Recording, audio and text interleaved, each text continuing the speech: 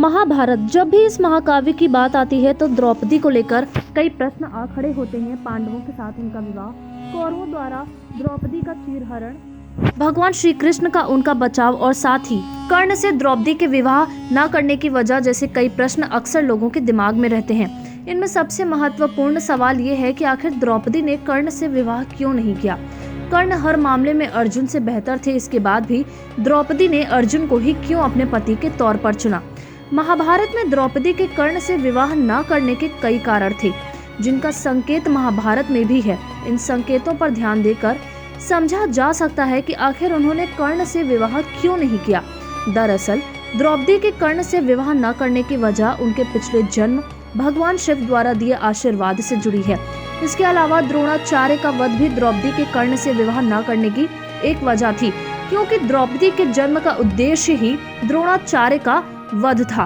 दरअसल द्रौपदी के जन्म की एक कथा है, जिसके अनुसार राजा द्रुपद ने द्रोणाचार्य का अपमान किया था। इस अपमान के चलते द्रोणाचार्य ने पांडवों के सहयोग से द्रुपद को बंदी बना दिया। ऐसे में द्रोणाचार्य के वध के लिए राजा द्रुपद ने ब्राह्मणों की सहायता से एक यज्ञ किया, जिसकी सहायता से उन्हें 2 संतान हुई, जिनमें एक कन्या और एक पुत्र शामिल थे। पुत्र का नाम धृष्टद्युम्न रखा गया और कन्या का द्रौपदी, जिनके जन्म का उद्देश्य द्रोणाचार्य का वध था। यही वजह थी कि राजा द्रुपद द्रौपदी के लिए ऐसा वर ढूंढ रहे थे जो शस्त्र विद्या में द्रोणाचार्य को हरा सके। द्रौपदी के कर्ण से विवाह न करने का सबसे पहला कारण था उनका दुर्योधन का मित्र होना। क्योंकि कर्ण दुर्योधन का मित्र था तो वह द्रोणाचार्य का वध नहीं करता।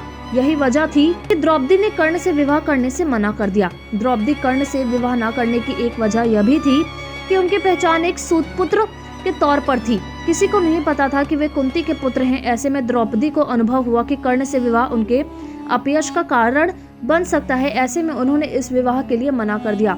द्रौपदी के कर्ण से विवाह न करने की एक वजह उनके सखा यानी श्री कृष्ण भी थे। जी हाँ, श्री कृष्ण ने खुद ही द्रौपदी को कर्ण से विवाह करने से मना कर दिया था और वह उनकी बात कभी नहीं टालती थी।